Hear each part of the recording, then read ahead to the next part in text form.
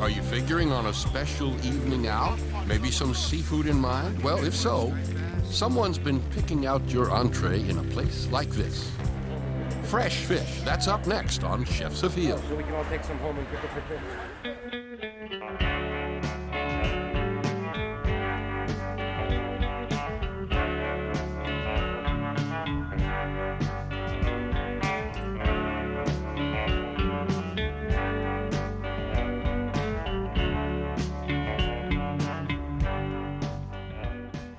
Fish almost requires a softer, gentler approach. When you write a list of the most skilled, most prominent seafood chefs in North America, the name Rick Moonen shows up. Moonen is the impresario of restaurant RM in Manhattan. When a few years ago, restaurateurs across America joined forces, refusing to serve certain endangered fishes, it was Rick Moonen who was among the organizers. When I first started to go to the Fulton market, I was just, a nobody. I was just some guy that was in the way of this hustle and bustle. I wasn't purchasing anything. I was just asking a lot of annoying questions at a time where these guys were at their height of their day. But it didn't stop me. I would see some fantastic fish. And years would pass by, and I started to see the quality of the fish, the size of the fish change. And it dawned on me that we've got problems going on. For that activism, and for his restaurant style and his cooking, Rick Moonen is well known indeed. And now to catch one of the prizes of the sea, the wild striped bass. Chef Moonen is here with his buddies, John Papalardo, and the man with the boat, Captain Mike Abdo. The three are sailing off Cape Cod, angling for striped bass. Let me run back up here, guys, for a minute, and I'll turn around and come right back. They will use a circle hook. The fish cannot swallow it, and it removes easily for catch and release. You put this together. Yep. Here you go. Huh? That's sexy. Isn't that cute? Isn't That's that sexy. cute? You got the pink dress on? Pink dress, yeah, we give him a little dress. Ready? This little guy here represents anything that scuttles along the bottom that a fish like a striped bass, being a bottom feeder, would feed on. Right. This is what I want you to do. All right, it's on the bottom now. I want you to go like this. Just like that. You see it? Yeah. Nice and short, Sure. thumb on the reel, hand like this. Just like that. That's all I want you to do. Jig, jig, jig. There you go. There you go. You'll hit the bottom. She'll catch. Everything will catch up. Two hands, John. You know they're here because the birds are here chasing the bait around. There you go. Damn. It's on. Got one, John? Yeah. Attaboy. Ishan! Yeah! Yeah! Here we go.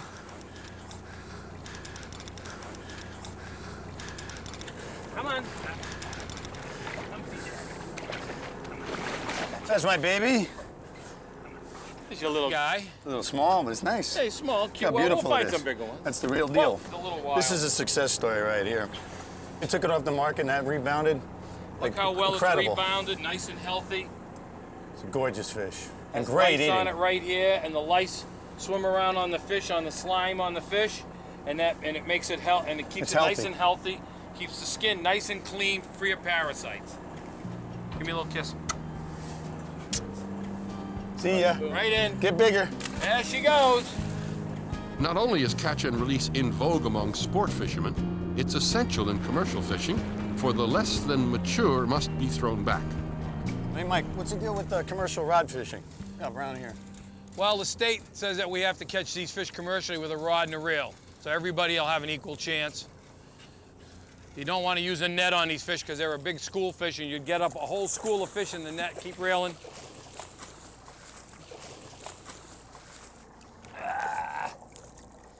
There you go. Come on. So everybody's allowed to be on the same equal footing using a rod and a reel.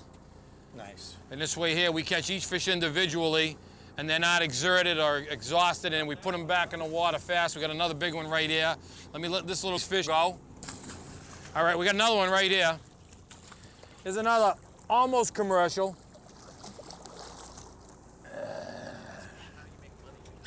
Yeah, well. That could be a commercial keeper. Let me ask you something, though. Fish. How do you make money doing this, then? I mean, there's a lot Well, of work. it's a lot of work. So how many fish you got to catch a day in order to make it Got to worth your catch while? 20, 30 of these size fish or better to make money. To break even? Well, to break even, 10 fish to break even. Right. 20 fish for a profit, 30 fish, a decent profit. The state allows us to catch 40. Then you can buy sexy sunglasses like the ones You you're don't get to wearing. buy sexy sunglasses on these fish. Let's measure this guy here and see if he's legal. He's legal. Nice. He's 35 inches and he's legal. How old is this fish? 8 This years? fish here is probably about 8, 9 years old. They're a slow-growing fish.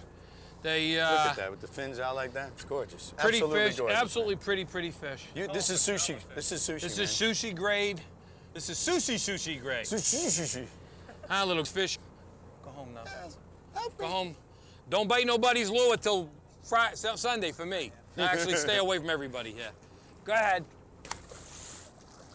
Back to the bottom. If we conserve, let them go down to the nursery and have puppies one more time, just puts more fish in the fishery for next year. So, Mike, how long you been doing this? For about 5,000 years. You look great, I'm man. pretty good for 5,000, aren't I?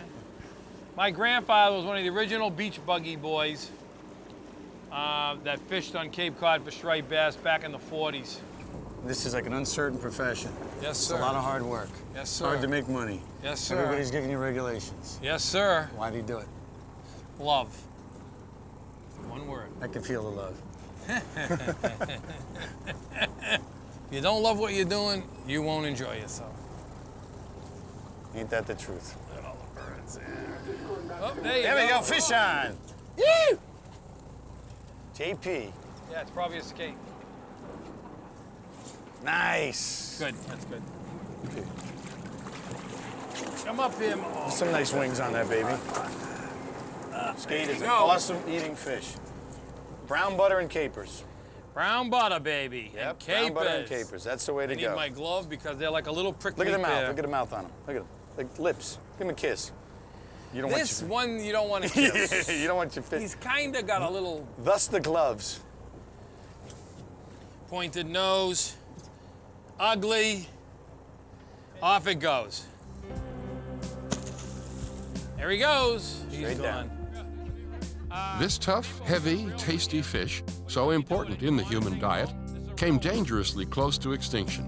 It was heavily overfished in the late 20th century until fishermen, government, prompted by chefs and conservationists, settled on limits in various waters. The resurgence of the striped bass here and elsewhere is a classic environmental success story. Tell me a little bit about the striped bass population and how it's come back so strong and why.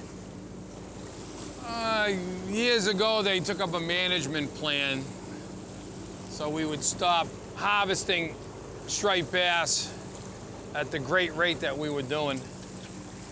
But am I wrong in saying that it was really taken out of the market because of pollution? Pollution had a lot to do with it, especially down in the Chesapeake Bay area. Right. The farmers down there used to spray the fields with pesticides, and when it would rain, the pesticides would wash into the ecosystem, and then the little eggs and the larvae wouldn't develop correctly. So by slowing that down, slowing down everybody fishing, especially the commercial fishing aspect, Right. it really helped these How long did fish. that take? It took about 10 years. But in 10 years, 10 years, the fishery has come back strong, right? a lot stronger than the good old days. These are the good old days right now. So what we're fishing for right here is a great example of how fish rebound. Of how a management plan, if done correctly, works. That's Simple. right. That's why we can do this with a conscience. All right, baby. Recipes! Oh, baby! Get in the boat. Now that's a fish, Mike. That's a fish. That's a keeper. That's a big keeper. 35 inches, probably 16, 17 pounds, 18 pounds. It's a beautiful one. Look at that. Beautiful fish, isn't it? To have it How for would you dinner, cook, how would you cook that baby I would up? fillet the guy, take the fillet off him, cut him in portions for size to eat, Skin on, skin off. skin off. Oh, actually, scales off, skin on. Right, exactly. That's the way I like Then it. I would take and I put him in some Italian dressing, Uh-huh. some good stuff, Yeah. and let it marinate for 8 hours, or you make your own. Same thing with the oil and on herbs and all that. Yeah. And then I would take and I would put them on a grill, hot grill, skin side down first. Yep. See, we're a little fancier, you know, Okay. what we do. But it's really all simple stuff as well. The less you do with it, the more integrity of the actual flavor of the fish you're going to maintain, you know? We make these chive whip mashed potatoes, and I grill the fish up same way you do. I don't marinate it, that's all, just to, you know, keep it pretty plain, because then you get that meaty, sweet, delicious, fishy. It's not fishy, but I mean, a really nice flavor. It's flaky as well, because it's dense fish. And I make a truffle vinaigrette. Real simple, you know, it's just some some shallots, a little sherry wine vinegar, a little reduced chicken stock. I emulsify it with some vegetable oil and truffle oil.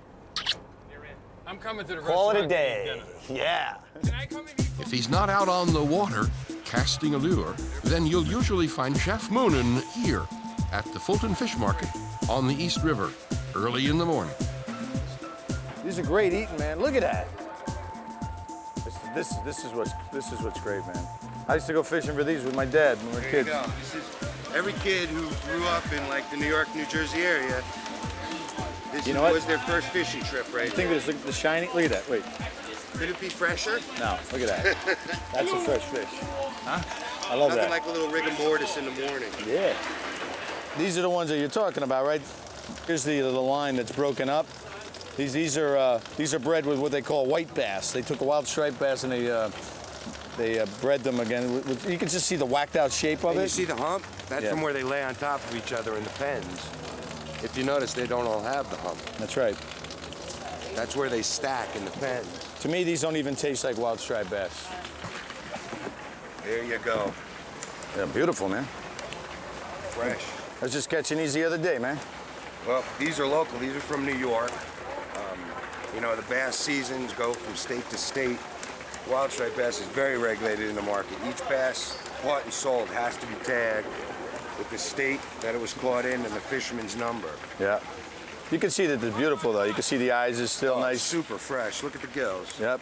Bright red. Everything's wet. With the striped bass, you can tell this is a wild striped bass because the lines go unbroken. Right. Each state has their own size limits on the bass. So in New York State, I believe the commercial length is 28 inches, so this is obviously more than that. Yeah. But these are beauties. It's a good time of year. This is a nice size fish right here. That's a nice size right there. That's a fat one. Tell you what's nice about striped bass is they're the perfect combination fish. They're great to catch, they're good fighting fish, and probably one of the best eating fish there is. Oh, this is one of my favorite fish. For both. I've had this dish at your restaurant. It's an amazing dish. I'm going to show you how to cook some up. They're great. As long as you fillet it for me, because you know I can't do that. Well, you scale it, I'll fillet it. What do you think? Fair enough. Herbie, could you scale this for me? It's always good to see a species come back. Yeah. And you're kidding me? And they're a lot of fun to play with, too. And it has a lot to do with awareness. You know better than anybody how important it is to protect the resource. Yep. You know, and here's proof. If you take care, you know, the species will take care of itself if you give it a chance. Right here, baby. This is the last wild frontier, right here. Space. Well, let's get a weight on this. 14.2 pounds. 2 pounds. Give you nice thick fillets. Yeah, it's nice. Beautiful fish. Love it. Let's take this puppy home. One fish bag, ready to go. Beautiful thing. Thank you, Chef. You the man. Always a pleasure. Love you. I'm going to prepare a simple dish with the striped bass. What I'm going to do is make a Pommery mustard potato salad, and we're going to serve that room temperature, and then we're going to put the warm fish right on top of it. I'm going to poêler it, which is a type of sautéing, but when you're constantly basting it with some butter. And it really gives it this really juicy shine to it when you're finished. And on top of that, or around that, excuse me, I'm going to do a white truffle foam almost, you know, like a light nage is the word that we use in kitchens. We like to play around with different words so that we're not redundant, but it's really all the same concept. We zap it up with a little handheld blender. It gets some foam on top, gives it some texture. And then I'm going to put on top of the fish is a little bit of just tomato and black truffle. So it's black and white truffle. First thing I want to do is start the cooking process of the striped bass. What I have here is a pre-cut portion. I've taken the fillet from the striped bass, from the bones, taken the skin off, and just cut out little 4-ounce portions of the striped bass. You can see these are the lines that I'm talking about. These are natural seams that contain a decent amount of the fat. I would consider a striped bass to be a medium fat content. So the butter that we're going to use to baste it with is going to be very helpful in maintaining the moisture and the tenderness of the fish when it's all said and done. What I do is I start with a pan that's not screaming hot, but hot nonetheless. And we season the striped bass. I use sea salt because I think it's natural flavoring.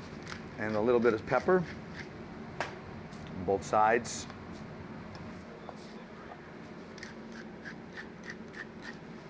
And I dip it in Wonder flour.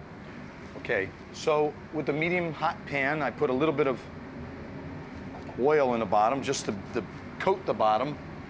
And I start off with the fish inside this pan, seasoned. Turn the heat up just a touch and add a decent amount of butter to it. And this is going to be the butter that we're going to baste the fish with. Okay.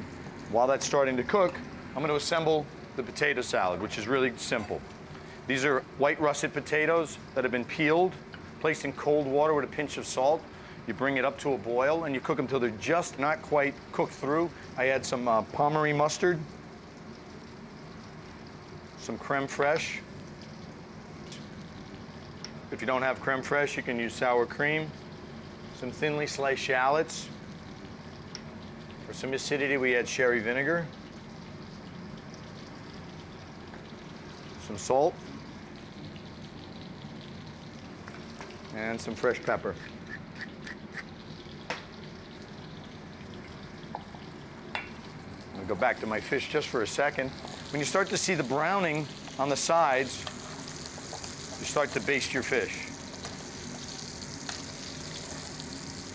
Turn down the heat just a touch now. Add a little more butter. What's happening in this pan is the part that's touching the pan is still continuing to caramelize, and the basting process is just like basting a turkey. It's keeping it moist. This butter is hot, so it's not permeating, it's not going through the fish, adding any more fat to the fish. It's just making sure that the amount of fat that's inside the fish is being maintained so it does not dry out.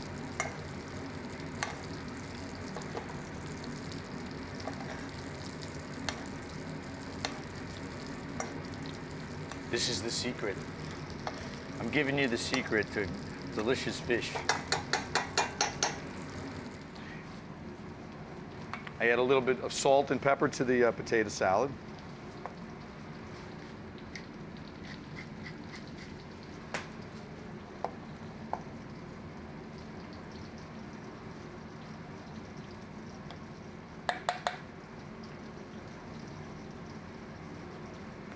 You want it to just barely stick together like that, and that's pretty nice. Keep basting your fish. This is the poêlée process. Again, you want it to be a gentle process. You want to caramelize because that's where you get the flavor. The butter aids a lot in that caramelization process. You can take a little peek under there to see how it's doing. You can see that it's just starting to caramelize. You want it to continue.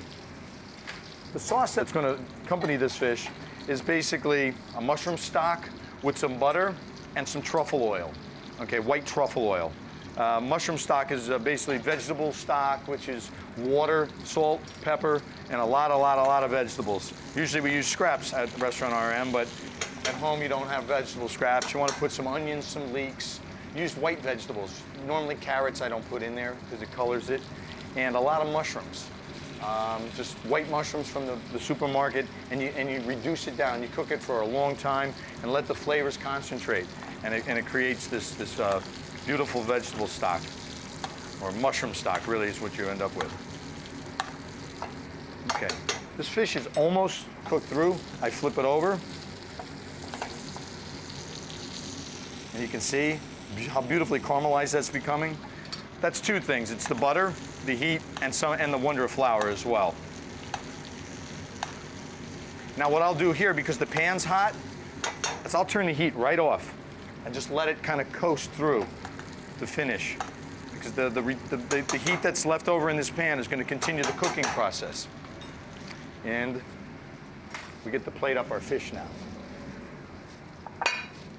I like the whole grain mustard because it gives a little bit of crunch to the dish as well, because it's got whole mustard seeds that kind of pop in your mouth when you're eating it, and it's not so so powerful. Like a Dijon mustard is very, very powerful and strong and hot, whereas this mustard is very earthy, and along with the earthiness of the potato and the earthiness of the mushrooms, and it's all about, this is where the earth meets the sea, and it's a delicious dish. Okay. We'll take these potatoes, place them, mound of them in the center of the plate, kind of flatten it out a little bit, give yourself a little bed of potatoes for your presentation. Okay, now, to make the sauce, this is the butter, truffle oil, and reduced stock. What I'm going to do is I'm going to add some more butter. That's going to make like definitely going to be a butter sauce. And then we're going to kind of take one of our little handheld blenders and going to zap it up. And you can see that it starts to create this foam on top. This is what gives it some intrigue and texture. It's not like a shaving cream foam or whipped cream foam. It just gives it some texture to the dish. And it's important that if you want to obtain this kind of a finish, that the liquid that you're adding your butter to is not too hot. It should be about 150 degrees. And now the fish is nicely cooked.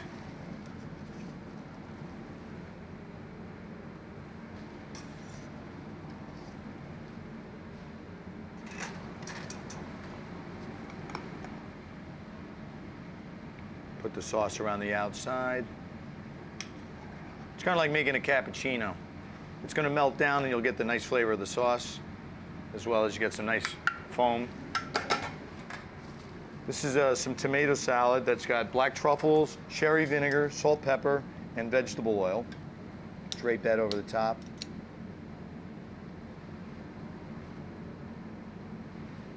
So you've got acidity in the tomatoes. You've got acidity in the potato salad as well.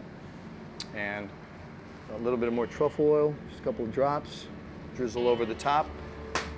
And to finish the dish, garnish it with a couple of pea shoots on top. And that's the dish. Simple, delicious, earthy. And the thing about this dish is you could serve it with a red wine, and it would go very, very well as a good hearty white wine, something that's got some good body to it and good acidity. This is the whole journey of our striped bass. This is the most exciting part, other than catching it, is actually eating it. The smell that I'm standing over right now is unbelievable.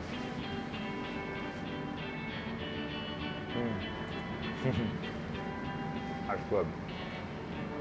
Chef Moonen and others produced the recovery of striped bass a success story. In coming years, though, the chefs, the fisher folk, and people generally will have to worry about all of the fish in all of the seas.